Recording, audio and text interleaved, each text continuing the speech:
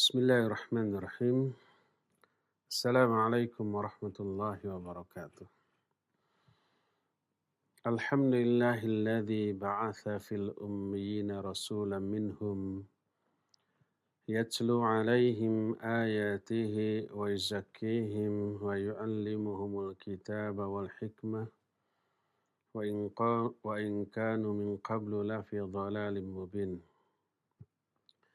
Wa asyhadu an la ilaha illallah al-malikul haqqul mubin. وأشهد أن محمدا عبده ورسوله صادق الوعد الأمين والصلاة والسلام على أشرف الأنبياء والمرسلين وعلى آله وأصحابه أجمعين ومن تبعهم بإحسان إلى يوم الدين وبعد. Para pendengar radio Roja Cilengsi, Roja Bogor, Roja Lampung, Roja Palembang, Roja Berau, Roja Tanjung Pinang, Roja Pontianak, Roja Kendari, Roja Surabaya, dan Roja di kota-kota lain. Para pendengar radio Tarbiyah Sunnah Bandung, juga pendengar radio-radio lain dimanapun Anda berada, pemirsa Roja TV, pemirsa TV-TV manapun, di mana saja Anda berada, dan para netizen, melalui akun manapun, di mana saja Anda berada. Alhamdulillah, kembali kita berjumpa melanjutkan kajian kitab Al-Irsyad ila Sahihil I'tiqad. Kita sedang membicarakan rukun iman yang terakhir, yaitu iman kepada takdir. Kita sudah menerangkan makna dari beriman kepada takdir, sekaligus juga buah dari beriman kepada takdir secara benar. Kita sudah jelaskan beriman kepada takdir yang benar itu adalah beriman kepada 4 poin. Berdasarkan nas Al-Quran dan Sunnah yang sahihah. Pertama, sudah kita jelaskan beriman kepada ilmu Allah terhadap segala sesuatu yang akan terjadi sampai hari kiamat. Semua yang akan terjadi itu sudah diketahui oleh Allah, walaupun belum terjadi. Karena Allah yang menetapkan semua kejadian tersebut. Dan wajib bagi kita semuanya meyakini tentang ilmu Allah tersebut. Meyakini bahwa Allah mengetahui seluruhnya, termasuk yang akan terjadi sampai hari kiamat, termasuk bagian dari iman kita kepada takdir. Itu poin pertama. Poin kedua, beriman atau meyakini seluruh ilmu Allah tersebut sudah Allah catatkan di Lauhul Mahfuz. Dan itu kejadiannya 50.000 tahun sebelum langit dan bumi ini Allah ciptakan. Wajib kita meyakini hal itu. Seluruh yang Allah sudah ketahui, kejadiannya belum terjadi. Baik kejadian yang menimpa seluruh makhluk terhadap baik manusia, jin, binatang, dan yang lain-lainnya, ataupun yang terjadi di belahan alam semesta lain. Itu semua sudah Allah catatkan di Lauhul Mahfuz. Wajib kita yakin. Karena Allah yang menerangkan itu dalam Al-Quranul Karim. Al-Hadid ayat 22 diantaranya menyatakan, Ma asaba min musibatin fil ardi wala fi anfusikum illa fi kitabim min qabli an nabra'aha.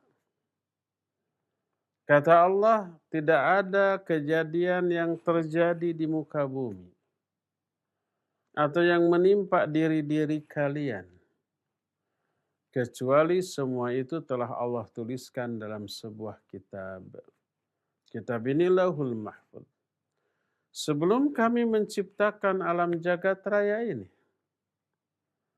Dalam hadis sahih riwayat Imam Muslim, Ketika Nabi SAW menjelaskan ayat ini, beliau bersabda, Innallaha khalaqal khalqa wa qaddara maqadirahu min qabli an yakhluqas samawati wal ard bi khamsina alfa sanah.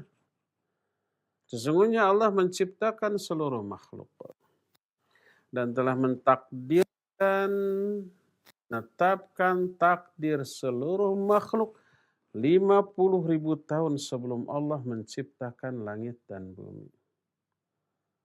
Jadi semua yang terjadi, yang sudah terjadi, yang sedang terjadi, dan yang belum terjadi tapi akan terjadi, seluruhnya telah dicatatkan di Lauhul Mahfuz.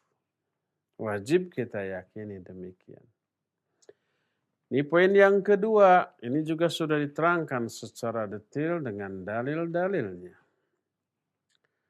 Poin yang ketiga, dari iman kepada takdir adalah beriman kepada adanya masyiatullah atau iradatullah.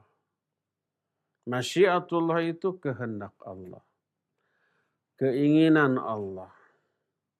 Dengan makna semua yang terjadi di alam jagat raya ini terjadi karena kehendak Allah.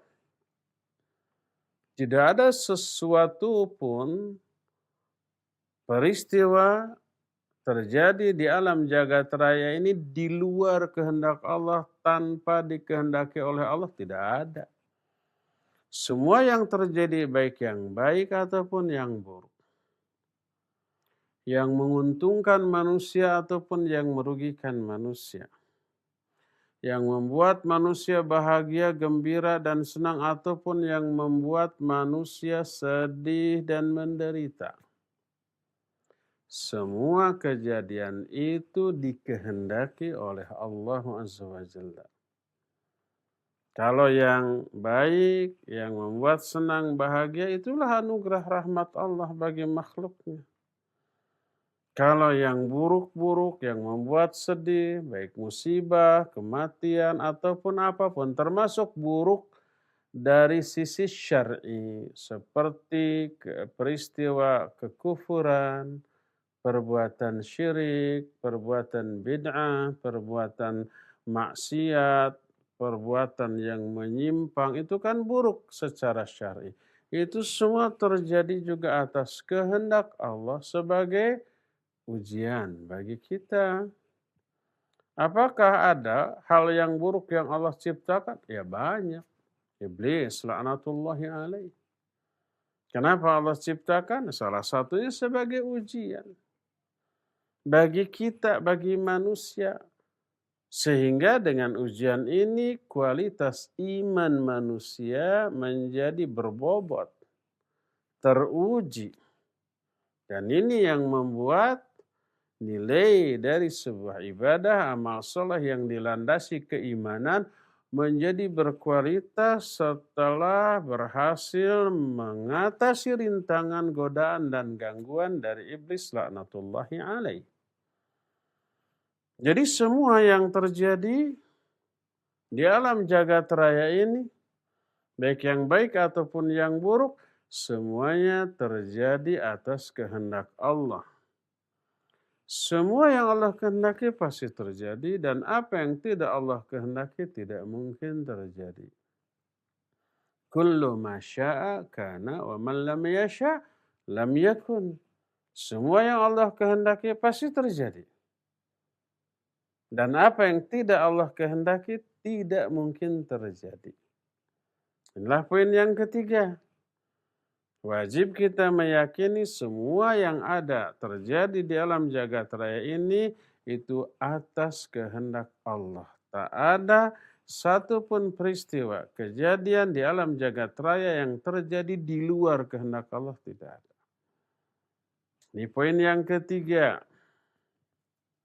Poin yang keempat, dari bagian dari iman kepada takdir adalah meyakini bahwa selain Allah adalah makhluk. Allah satu-satunya pencipta. Tak ada pencipta yang lain selain Allah. Termasuk perbuatan manusia. Kitanya sebagai manusia ciptaan Allah, dan apa yang kita lakukan, amal-amal kita juga ciptaan Allah. Wajib kita yakini. Karena apa? Karena Allah yang menyatakan demikian. Allah berfirman dalam surah Az-Zumar, Allahu khaliqu kulli syai' wa huwa ala kulli syai'in qadir. Allah itu pencipta segala sesuatu. Baik sesuatu itu benda makhluk hidup atau benda mati, ataupun peristiwa ataupun amalan. Amalan manusia, amalan binatang, amalan jin, amalan para malaikat, amalan seluruh makhluk hidup. Itu makhluk ciptaan Allah. Dalam surah As-Saffat Allah pun menyatakan, kata Allah, wallahu khalaqakum wa ma ta'malun. Allah lah yang telah menciptakan kalian dan menciptakan apa-apa yang kalian lakukan, menciptakan amal-amal kalian. Kita ciptaan Allah, amal yang kita lakukan juga ciptaan Allah. Loh kok bisa begitu? Bukankah amalan kita ini ciptaan kita sendiri? Kita tidak disebut pencipta amal kita, tapi kita pelaku dari amal kita. Kenapa kita beramal? Karena dua hal. Pertama, karena kita berkeinginan mengamalkan amalan itu. Kita ingin mengamalkan amalan itu. Kedua, karena kita mampu mengamalkan amalan itu. Karena ada dua hal inilah, maka kita melakukan amalan tersebut. Pertama, karena ingin. Kedua, karena mampu. Kita susul terus. Kenapa kita ingin? Kenapa ada keinginan dalam hati kita untuk mengamalkan amalan tersebut? Dari mana keinginan ini muncul? Apakah hasil ikhtiar kita memunculkan keinginan untuk melakukan sesuatu? Tidak. Keinginan itu Allah berikan kepada kita. Allah munculkan keinginan untuk mengamalkan amalan tersebut. Allah berfirman dalam surah At-Takwir ayat yang terakhir, "Wa ma tasyauna illa ayyasha Allahu rabbul alamin." Kalian tidak akan punya keinginan, tidak akan punya kehendak, kecuali Allah yang memberikan, menginginkan kehendak itu bagi kalian. Allah yang memberikan keinginan itu. Kalau Allah nggak berikan, kita nggak akan berkeinginan. Jadi kenapa kita ingin beramal? Karena Allah memberikan keinginan itu kepada kita. Itu pertama. Kedua, selain karena keinginan juga karena kemampuan. Tadi kan gitu ya. Kenapa kita mengamalkan satu amalan? Karena ingin dan karena mampu. Kalau nggak mampu nggak bisa. Dari mana kemampuan ini berasal? Dari Allah. La haula wa la quwwata illa billah. Tidak ada haul, tidak ada quwwah kecuali dari Allah. Tidak ada kekuatan, kemampuan, daya, upaya kecuali semua itu dari Allah. Kalau Allah nggak kasih kemampuan, kita nggak akan mampu. Jadi kehendak dan kemampuan dua-duanya pemberian Allah. Begitulah cara Allah menciptakan amalan makhluk. Kalau Allah ingin menciptakan sebuah amalan melalui kita, Allah berikan kehendak ke dalam hati kita untuk mengamalkan hal itu dan diberi kemampuan untuk mengamalkan hal itu. Lalu lahirlah amalan tersebut. Makanya tak heran kalau amalan kita juga ciptaan Allah. Allah menyatakan, wallahu khalaqakum wa ma ta'malun. Allah lah yang menciptakan kalian. Dan juga menciptakan amalan-amalan kalian. Inilah 4 poin yang wajib tercakup di dalam keimanan kepada takdir. Pertama, iman kepada ilmu Allah. Bahwa Allah mengetahui segala sesuatu sampai hari kiamat. Walaupun belum kejadiannya, tapi Allah tahu. Kedua, Allah sudah catatkan semua ilmu Allah di Lauhul Mahfuz. Ketiga, semua yang terjadi atas kehendak Allah. Keempat, seluruh yang terjadi itu makhluk ciptaan Allah. Itulah 4 poin yang tercakup dalam iman kita kepada takdir. Dan setiap muslim wajib beriman kepada takdir dengan cakupan 4 poin tadi. Siapa yang mengingkari salah satu di antara 4 poin itu berarti bengkoklah keimanan dia terhadap takdir tersebut atau dikatakan tidak beriman kepada takdir. Siapa orang yang menolak seluruh takdir Allah berarti dia menolak salah satu di antara rukun iman.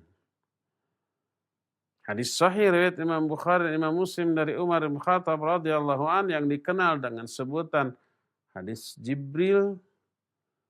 Nabi SAW menyatakan, al-imanu an tu'mina billahi wa malaikatihi wa kutubihi wa rusulihi wal yaumil akhir wa an tu'mina bil qadari khairihi wa syarrihi. Iman itu adalah engkau beriman kepada Allah, kepada para malaikatnya, kepada kitab-kitabnya, kepada para rasulnya, kepada hari akhir, dan engkau beriman kepada takdir. Baik yang baiknya ataupun yang buruknya. 6 poin ini. Ketika Nabi SAW menjelaskan 5 poin pertama, iman kepada Allah. Iman kepada para malaikatnya diatofkan, diikutkan kepada iman kepada Allah. Demikian juga iman kepada kitab, kepada para rasul dan kepada hari akhir. Tapi ketika Allah mau menyebutkan iman kepada takdir, Rasul sallallahu alaihi wasallam mengulang kembali lafaz iman wa an tu'mina bil qadari khairihi wasyarrihi. Kata Nabi SAW, iman itu kamu beriman kepada Allah, kepada para malaikat, kepada Rasul, kepada kitab, kepada Rasul, dan kepada hari akhir. Ini disatukan, wa antu'mina, dan kamu beriman kepada takdir baik yang baiknya atau yang buruknya.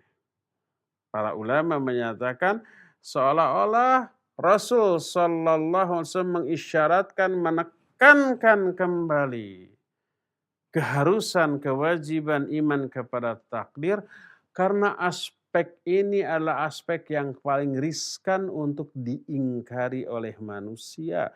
Terutama manusia yang memahami agama ini dengan akalnya.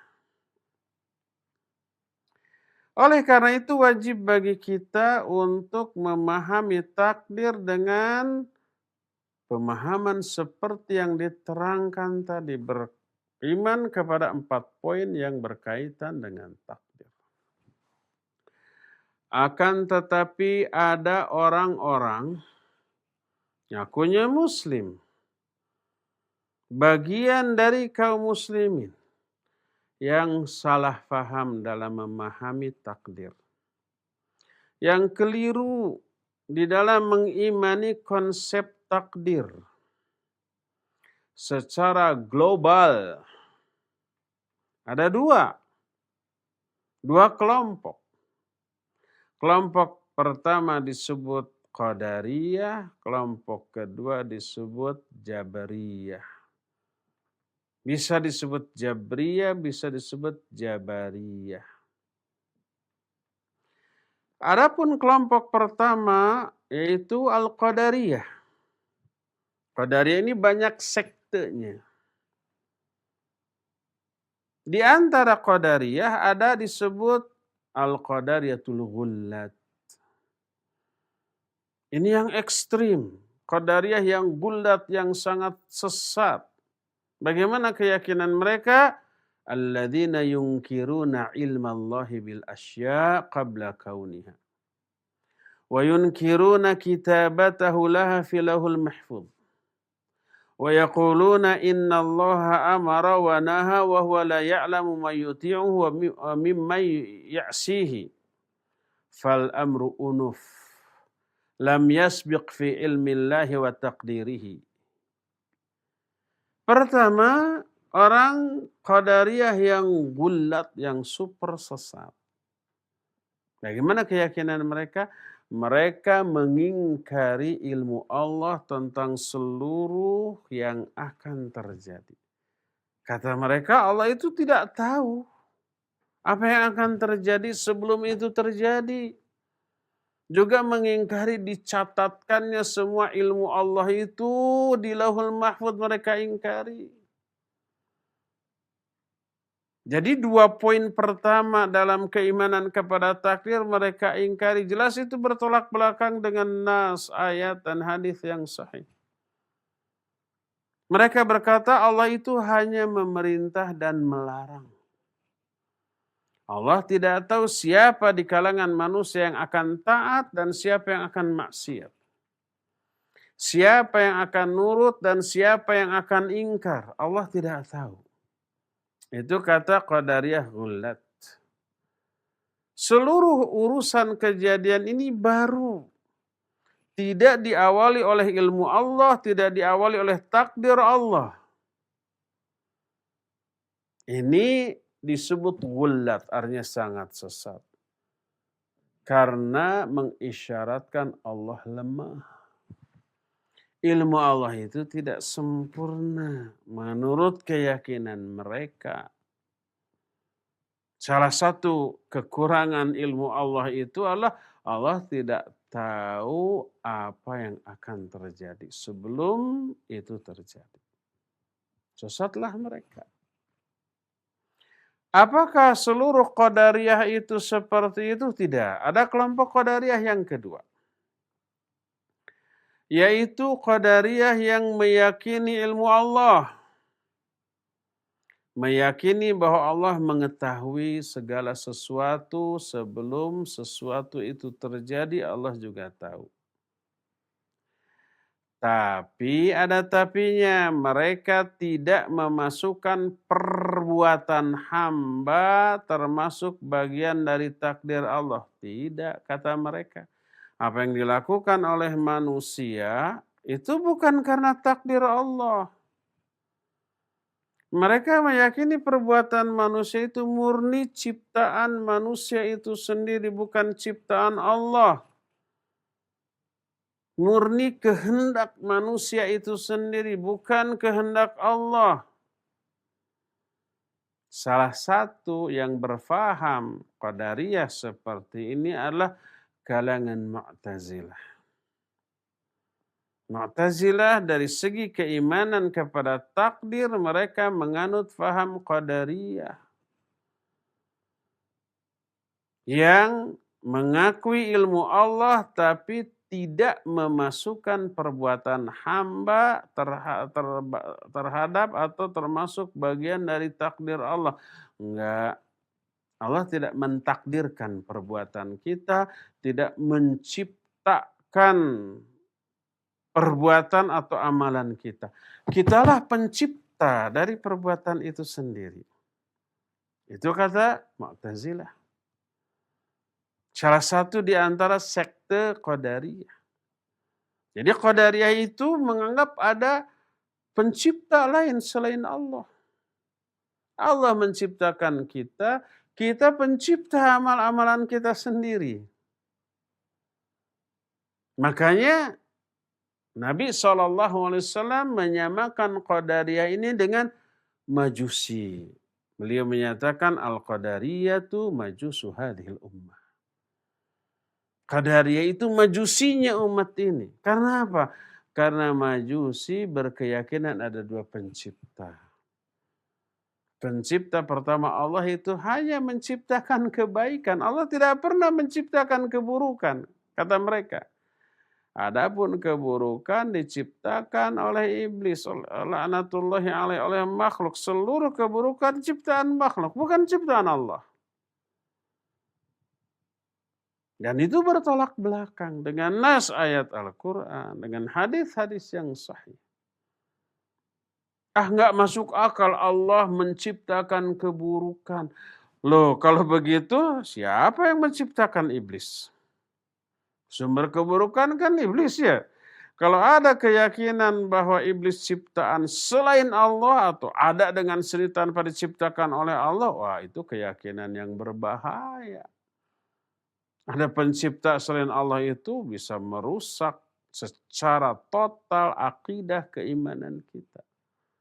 Seluruh keburukan juga ciptaan Allah. Kenapa Allah menciptakan keburukan? Ada hikmah di dalamnya.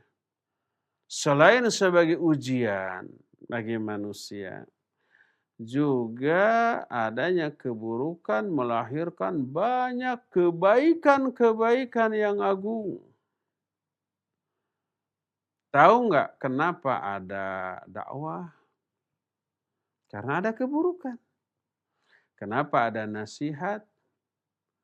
Karena ada kesalahan, kekeliruan, dan itu keburukan. Kenapa ada amar ma'ruf nahi mungkar? Karena ada keburukan. Kenapa ada jihad fi sabilillah? Karena ada keburukan. Kalau nggak ada keburukan, semua manusia iman, semua manusia takwa, semua manusia soleh, nggak akan ada kewajiban dakwah, kewajiban saling menasihati, kewajiban jihad fi sabilillah, tidak akan ada mati syahid. Dari mana adanya mati syahid? Dari jihad. Kenapa ada jihad? Karena ada kekeliruan, kesalahan, penyimpangan, keburukan. Lahirnya semuanya itu karena adanya keburukan. Kenapa ada taubat? Taubat itu amal soleh yang luar biasa agungnya. Karena ada keburukan. Kalau nggak ada keburukan, kesalahan, kekeliruan, ya nggak akan ada taubat. Itu salah satu di antara hikmah Allah menciptakan keburukan. Jadi baik yang baik ataupun yang buruk, semuanya ciptaan Allah Azza wa Jalla. Berdasarkan hal itulah maka siapa yang berkeyakinan ada pencipta lain selain Allah, orang itu serupa dengan majusi. Makanya disebutkan Qadariyah ini adalah majusinya umat ini. Ini kelompok pertama, ekstrim kiri, yaitu kalangan Qadariyah yang menolak adanya takdir. Baik sebagian ataupun keseluruhan. Disebutlah dengan sebutan Qadariyah. Kelompok kedua yang juga salah faham terhadap takdir adalah lawan dari Qadariyah, yaitu Jabariyah. Mereka meyakini adanya takdir, tapi lebay. Berlebih-lebihan. Di mana letak lebaynya? Mereka merampas kehendak dan kemampuan serta ikhtiar hamba terhadap amalannya. Kata Jabriyah, manusia itu tidak memiliki kehendak di dalam beramal apapun dan tidak memiliki kemampuan untuk melakukan amal apapun. Kalau umpamanya manusia beramal, itu bukan karena kehendak dia, bukan karena kemampuan dia, tapi takdir Allah saja kepada dia. Manusia itu dipaksa itu bahasa Arabnya mujbar. Dipaksa untuk melakukan amalan yang Allah takdirkan tanpa kehendak, tanpa ikhtiar. Bahasa Arabnya ijbar. Makanya disebut dengan sebutan Jabariyah itu karena apa? Karena mereka berkeyakinan bahwa manusia itu dipaksa untuk melakukan amalan-amalan yang ditakdirkan. Kata mereka, manusia terhadap amalan tersebut seperti matahari yang bersinar. Setiap detik, setiap saat. Matahari tidak pernah berkedip, walaupun sedetik. Geningan ada malam di kita. Malam bukan berarti matahari itu berkedip. tidak memancarkan sinarnya, tapi bagian yang sedang mengalami malam itu terhalang oleh bagian dunia lainnya. Sekarang di kita siang, mungkin di Amerika malam sekarang. Ya betul malam. Di kita siang, di sana malam. Di sana siang, di kita malam. Gitu aja. Apakah matahari dalam memancarkan sinarnya karena keinginan dia dan ikhtiar dia? Tidak. Matahari tidak berkeinginan untuk mengedip. Tidak berikhtiar saya mau memancarkan sinar. Enggak. Ditakdirkan begitu saja. Atau seperti kapas yang ditiup oleh angin. Kapas itu bertiup kemana angin bertiup. Tidak pernah menentang arus angin. Angin bertiup ke selatan, dia akan pergi ke selatan. Akan terbang ke selatan. Anginnya muter, dia akan muter. Anginnya ke atas, dia akan ke atas. Anginnya berbelok ke utara, dia akan ke utara. Kapas ketika terbang ke selatan atau muter atau ke utara, bukan karena keinginannya, juga bukan karena ikhtiarnya, bukan. Kata Jabriyah, seperti itulah manusia terhadap amalnya. Amal yang dilakukan manusia bukan karena keinginan manusia, juga bukan karena ikhtiar manusia. Tapi manusia dipaksa untuk menjalani takdirnya seperti halnya matahari memancarkan sinarnya atau seperti kapas yang dibawa oleh angin. Makanya disebut dengan sebutan Jabriyah. Dan ini tentu saja bertolak belakang baik dengan nas Al-Quran, dengan hadis yang sahih, dan dengan realita yang kita rasakan. Al-Quran menetapkan adanya keinginan di dalam diri hamba dan kemampuan dalam diri hamba terhadap seluruh amal yang dilakukannya. Al-Quran menyatakan faminkum may yuridu dunya wa minkum may yuridul akhirah. Di antara kalian ada yang menginginkan dunia, di antara kalian ada yang menginginkan akhirat. Liman syaa minkum ayyastaqim, kata Allah, bagi siapa saja di antara kalian yang ingin istiqamah. Manusia punya keinginan. Berdasarkan hal itulah maka Al-Quran menyatakan manusia punya keinginan. Apakah realita yang kita rasakan? Kita punya keinginan enggak? Ya punyalah. Kenapa kita sholat? Karena ingin sholat. Kenapa kita makan? Karena ingin makan. Kenapa kita pergi ke sana? Karena ada keinginan. Oleh karena itulah maka tertolak keyakinan Jabriyah. Kedua, Al-Quran menyatakan manusia punya kemampuan. La yukallifullahu nafsan illa wus'aha. Allah tidak akan membebani kewajiban kepada seorang hamba kecuali sesuai dengan kemampuannya. Fattaqullaha mastata'tum. Bertakwalah kalian kepada Allah sesuai dengan kemampuan kalian. Kita punya kemampuan? Ya punya. Kita bisa membedakan di antara kita siapa yang mampu berbuat begini dan siapa yang tidak. Kita tahu. Orang yang ototnya besar, badannya kuat, mampu mengangkat beban umpamanya 10 kilogram. Tapi anak kecil yang tidak berotot atau ototnya sangat kecil, jangan 30 kilogram. 10 juga tidak mampu. Punya kemampuan. Kemampuan untuk beramal. Ada orang yang mampu saum karena sehat. Ada yang tidak mampu karena sakit. Ada orang yang mampu sholat sambil berdiri. Ada yang tidak mampu. Mampunya cuma sambil berbaring juga karena sakit. Tidak memiliki kemampuan. Jadi Al-Quran, hadis yang sahih, dan realita yang kita rasakan. menyatakan bahwa kita punya keinginan dan punya kemampuan. Tertolaklah keyakinan kalangan Jabriyah tentang hal itu.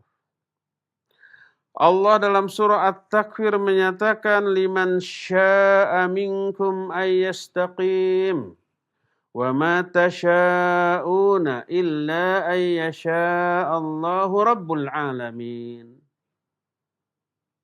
Ayat pertama, liman syaa minkum ayyastaqim, bagi siapa saja di antara kalian yang berkeinginan untuk istiqamah. Ayat ini menetapkan adanya masyiah. Masyiah itu apa? Keinginan dalam diri manusia. Bantahan terhadap kalangan Jabriyah yang menolak adanya kehendak dalam diri manusia terhadap amalnya. Ayat yang berikutnya, wa ma tasya'una illa ayyasha Allahu rabbul alamin. Kalian tidak akan punya kehendak kecuali Allah lah yang menghendaki kalian berkehendak seperti itu.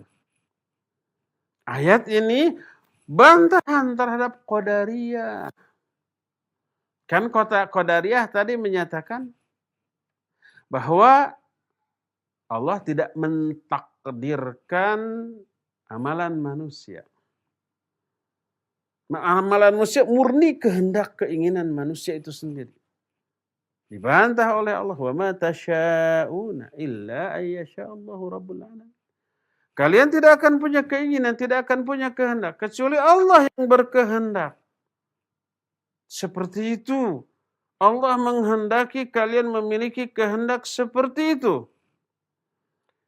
Dan ini bantahan kepada Qadariyah. Adapun mazhab Ahlus Sunnah wal Jamaah, mereka menyatakan bahwa seluruh jenis ketaatan ataupun kemaksiatan, kufur ataupun iman,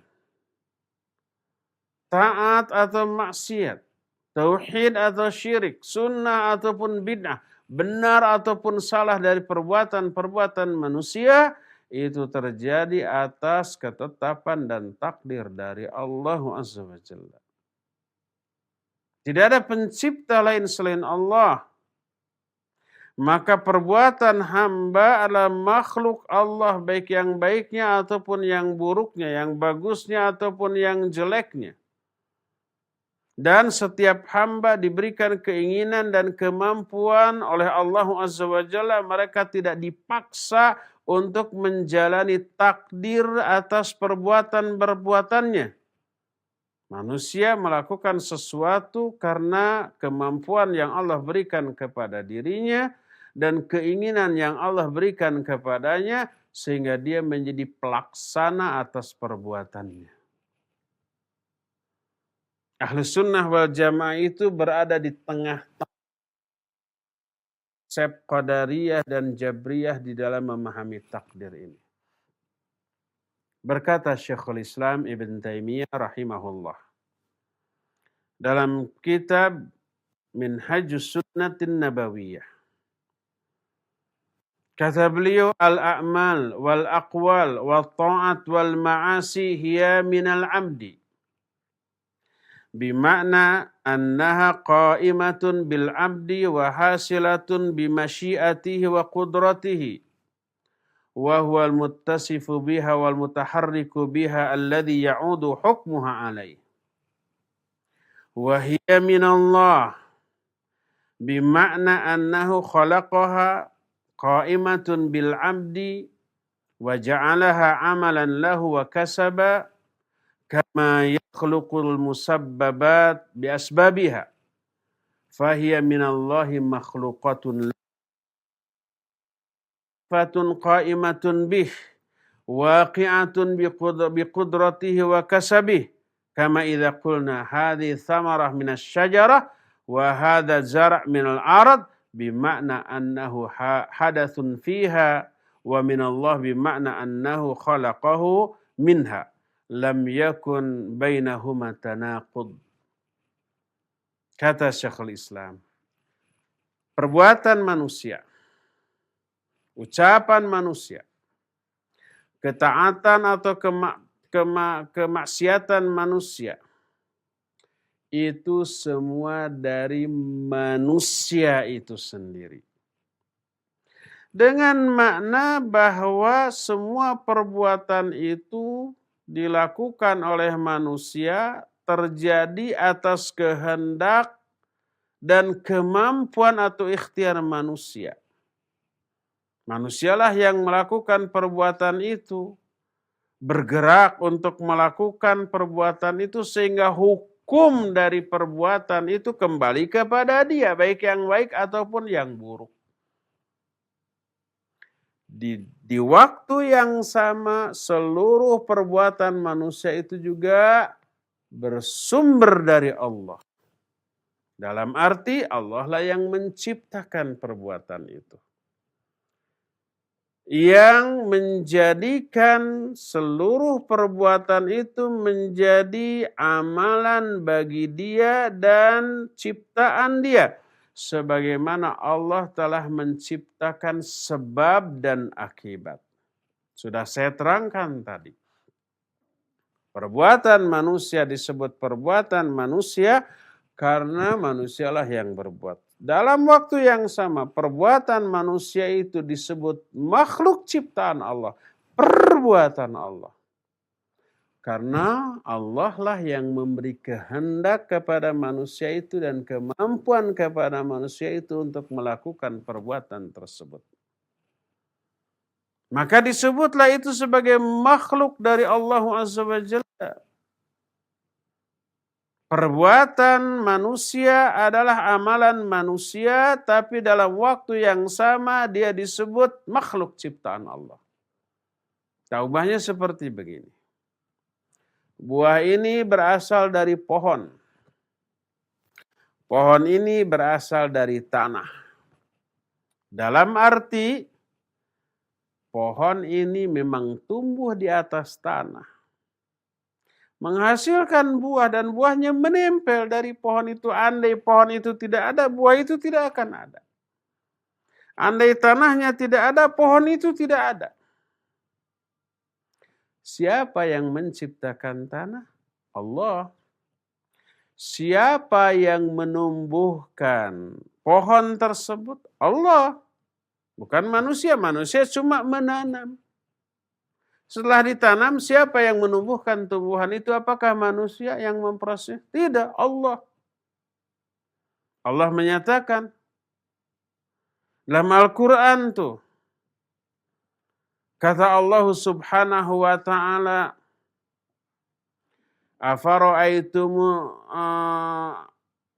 apakah kamu tidak memperhatikan apa yang kalian tanam? A'antum tazra'unahu am nahnu zari'un? Kaliankah yang menumbuhkan tanaman tersebut ataukah Allah? Tidakkah kamu memperhatikan apa yang kalian tanam? Kita menanam. Setelah menanam paling menyiram, memupuk sudah. Siapa yang memproses tumbuhnya tanaman itu? Sampai berdaun, berdahan, berbunga, berbuah. Apakah kita manusia yang Allah Azza wa Jalla. Oleh karena itulah maka dikatakan buah itu bukan ciptaan dari pohon itu. Pohon itu bukan ciptaan dari tanah. Ciptaan Allah semuanya. Tanah itu tempat tertancapnya pohon itu dan memberikan suplai nutrisi yang dibutuhkan. Kandungan air yang dibutuhkan. Zat-zat yang dibutuhkan disuplai oleh tanah. Siapa yang memprosesnya? Allah Azza wa Jalla. Maka kita katakan pohon ciptaan Allah, tanah ciptaan Allah, daunnya ciptaan Allah, buah-buahannya, bunganya seluruhnya ciptaan Allah. Boleh juga katakan ini buah berasal dari pohon tersebut. Dan pohon ini tumbuhnya di atas. Sama dengan manusia. Siapa yang menciptakan manusia? Allah. Manusia ciptaan Allah. Amal-amal manusia ciptaan siapa? Apakah ciptaan manusia itu sih? Bukan, ciptaan Allah. Bukankah manusia yang berbuat? Ya, manusia yang berbuat. Tapi kenapa manusia itu berbuat amalan itu? Karena dia punya keinginan dan kemampuan. Siapa yang ngasih kemampuan dan keinginan? Allah. Sama dengan. Kenapa buah itu bukan ciptaan dari pohon? Bukan. Pohon tidak menciptakan buah tersebut. Hanya menghasilkan. Siapa yang memproses lahirnya buah-buahan dari pohon itu? Allah subhanahu wa ta'ala. Penjelasan ini jelas memadukan penjelasan akal dengan nas, baik Al-Quran dan Sunnah. Berkata As-Safaraini dalam kitab Lawami'ul Anwaril Bahiyah. Kata beliau, walhasil anna madhhab as-salaf wa muhaqqiqi ahli sunnah anna Allah ta'ala khalaqa qudratal abdi wa iradatahu wa fi'lah wa anna al-abda fa'ilun li fi'lihi haqiqatan wa muhdithun li fi'lihi wallahu subhanahu ja'alahu fa'ilan lahu muhdithan lah. Kata Safaro ini, kesimpulannya adalah bahwa madhab salaf dan para peneliti dari kalangan ulama ahlus sunnah menyatakan bahwa Allah Ta'ala telah menciptakan kemampuan hamba dan keinginan hamba dalam melakukan amalan. Bahwa hamba pelaku bagi amalannya secara hakiki. Dia yang mengadakan perbuatannya secara hakiki dan Allah telah menjadikan si hamba tersebut sebagai pelaku bagi perbuatan tersebut. Allah berfirman, wa ma tasyauna illa ayyasha Allahu rabbul alamin. Kalian tidak akan punya keinginan untuk melakukan apapun kecuali Allah yang menghendaki hal itu. Allah yang ngasih keinginan itu kepada kalian.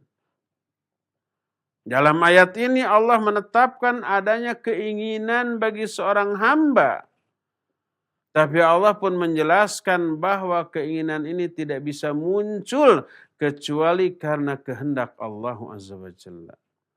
Inilah penjelasan pendapat Ahlus Sunnah.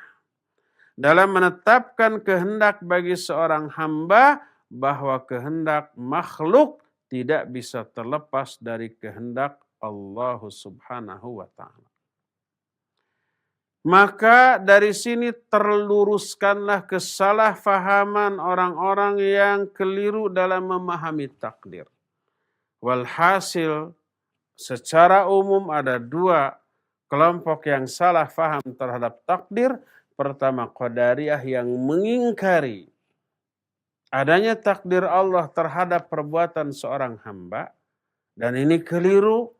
Yang kedua adalah orang-orang yang disebut dengan sebutan Jabriyah mengingkari adanya masyiah dan qudrah bagi seorang hamba. Mereka bilang setiap hamba dipaksa untuk melakukan amal yang sudah Allah takdirkan untuk dirinya tanpa ada keinginan, tanpa ada ikhtiar dan kemampuan untuk melakukannya. Ini pun merupakan pendapat yang batil, yang keliru. Karena selain bertolak belakang dengan Al-Quran, juga sunnah, juga realita yang kita rasakan dalam kehidupan ini. Ya. Adapun madhab yang benar, dalam masalah ini adalah madhab Ahlus Sunnah wal Jamaah.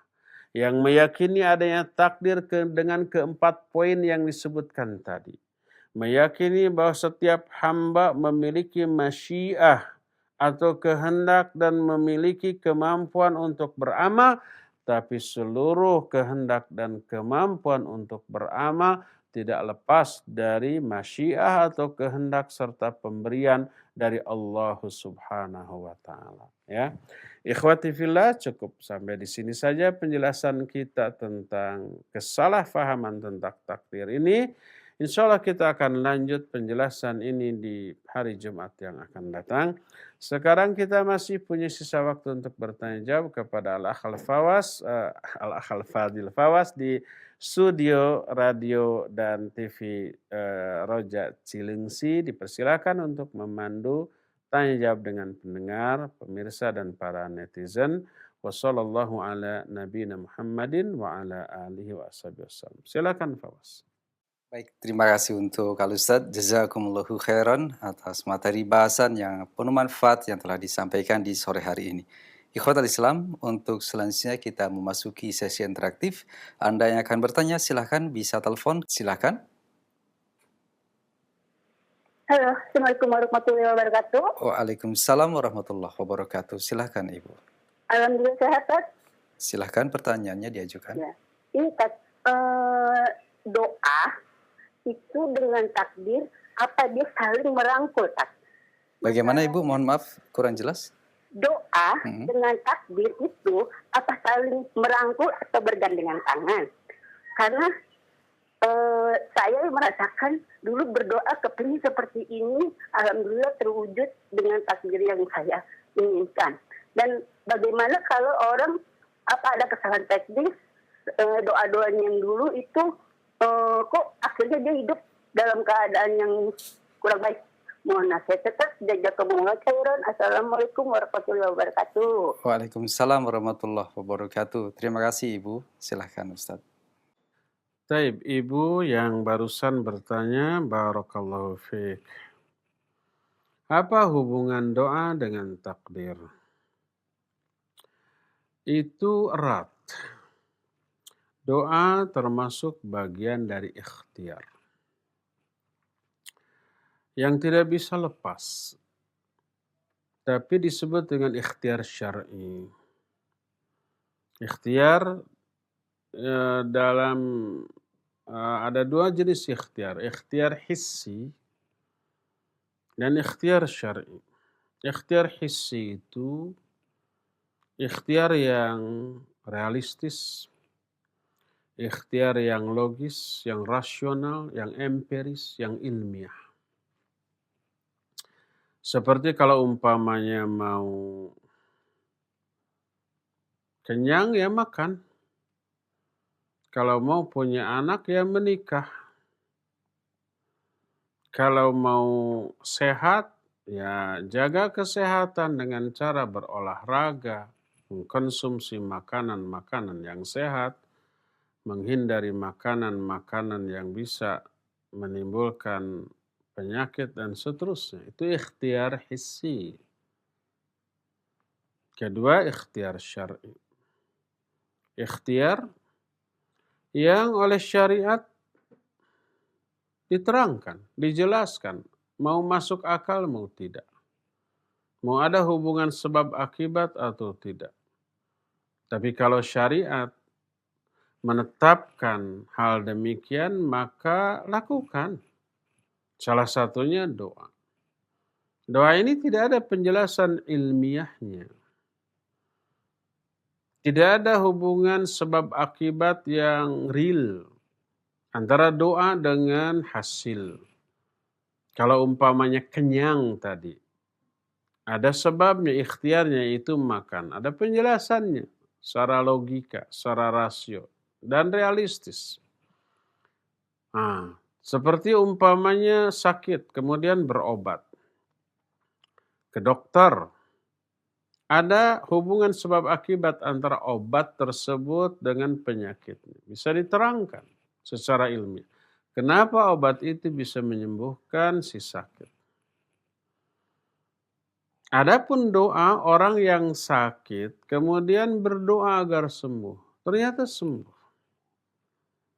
Atas izin Allah Azza wa Jalla. Adakah penjelasan ilmiah? Nggak ada. Umpamanya setelah diteliti, doa ini mengandung zat tertentu yang kemudian zat itu membunuh bibit penyakit pada diri si pasien yang didoakan. Apakah begitu? Nggak ada. Nggak ada penjelasan ilmiahnya. Nggak ada penjelasan yang logis dan rasional. Tapi ini diajarkan oleh syariat. oleh Nabi SAW, oleh Allah Subhanahu wa Ta'ala. Lakukan. Walaupun tidak ada hubungan sebab akibat yang hissi atau yang rasional atau yang logis.